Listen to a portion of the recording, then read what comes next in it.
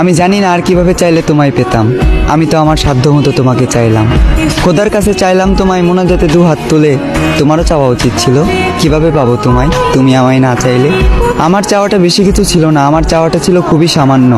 চেয়েছিলাম এই জীবনের পথে তোমার হাত ধরেই হাঁটবো। তবে দেখো, আজ এই জীবনটাই থেমে আছে তোমার জন্য। এ দু চোখে আগে ছিল প্রেম ভালোবাসা, তবে এখন দুঃখ আর হতাশা। আমার পুরো পৃথিবী উল্টে গিয়েছিল যখন এ দু চোখ তোমার পাশে অন্য কাউকে দেখেছিল। তুমি কথা দিয়ে কথা রাখলে না, ছেড়ে যাবে না বলেও তুমি আমার হয়ে থাকলে না।